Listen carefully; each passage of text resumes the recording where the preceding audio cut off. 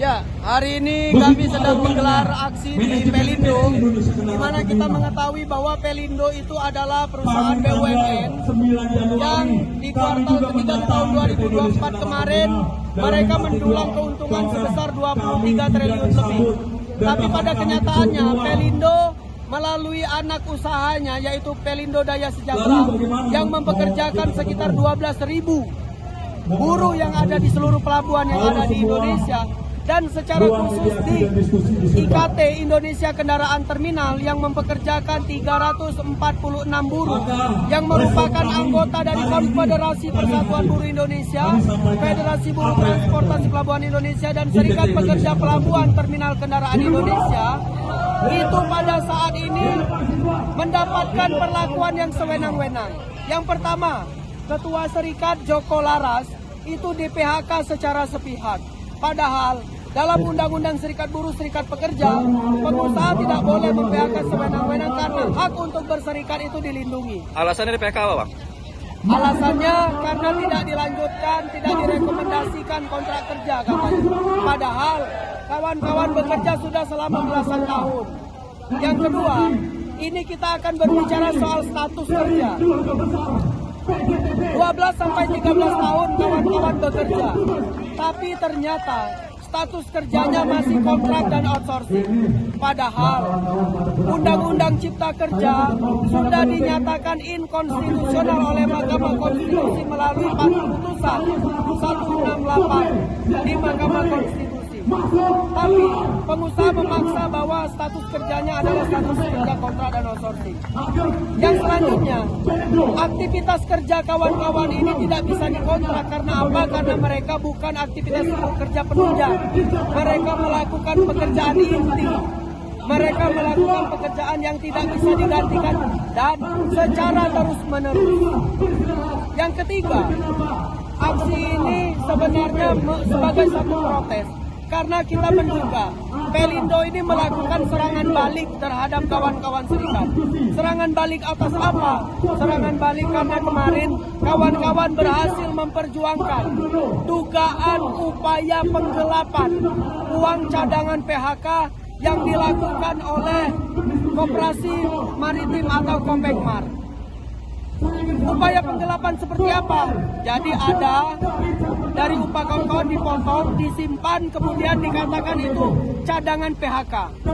Setelah pergantian dari Kopekmar ke PDS, uang itu tidak diberikan. Disimpan oleh mereka. Setelah kita tuntut, kita gugat ke pengadilan, barulah uang itu mereka berikan. Jumlahnya tidak main-main, ratusan miliar. Untuk IKT saja ada sekitar 8 miliar lebih begitu.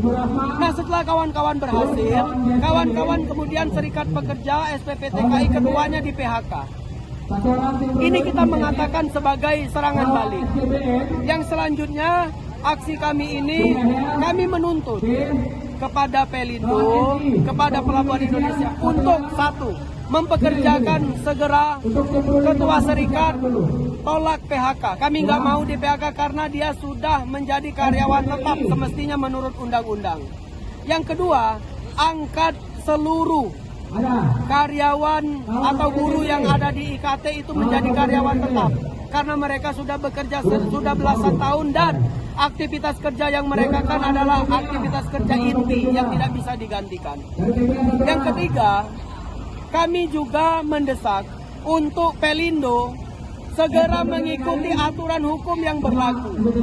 Ya, wujudkan kesejahteraan bagi kaum buruh. Ya, jangan melakukan tindakan sewenang-wenang dengan melakukan pemberangusan serikat atau union busting. Karena union busting itu adalah tindak pidana. Menurut Undang-Undang Serikat Buruh Serikat Pekerja, ancamannya tidak main-main. Ancamannya 1-5 tahun dan 100-500 juta dendanya. Berarti di dalam perusahaan organisasi yang dimaksud Abang itu sudah tidak ada? Sekarang serikatnya masih ada, tapi ketua serikatnya di PHK. Padahal ya, kalaupun sampai perusahaan pilot pun yang di PHK terakhir itu pengurus serikat buruh mestinya.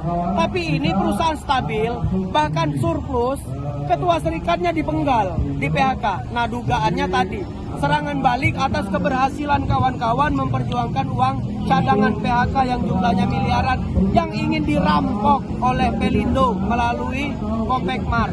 Bang, terakhir Bang, ini kan saya lihat poster tadi kan sampai 7 hari ya. Apakah itu benar atau nanti kalau misalkan sudah ada negosiasi itu tidak sampai 7 hari? Seperti apa yang Abang harapkan dari misalkan ada negosiasi? Ya, kami meminta kepada Pelindo untuk segera menyelesaikan ini. Kalau tidak ada itikat baik, ya kita akan melakukan aksi ini bahkan bukan hanya sampai 7 hari, sampai seterusnya, sampai Pelindo memenuhi tuntutan buruh. Dan kita bukan hanya aksi, kita akan melakukan mogok kerja di dalam pelabuhan IKT. Kita menuntut untuk segera wujudkan kesejahteraan penuhi tuntutan kaum buruh. Dan di sini juga ada kawan-kawan sopir. Kami mewakili sopir itu juga membicarakan soal kemacetan yang disebabkan oleh kurangnya gate atau pintu masuk yang ada di NPCT 1. Kemacetan itu kemudian berdampak bajilo, pencurian, perampokan, bensin habis, banyak jajan beli minum, sehingga pendapatan sopir sangat berkurang dan itu sangat membebankan para sopir. Oke Bang, terima kasih Bang.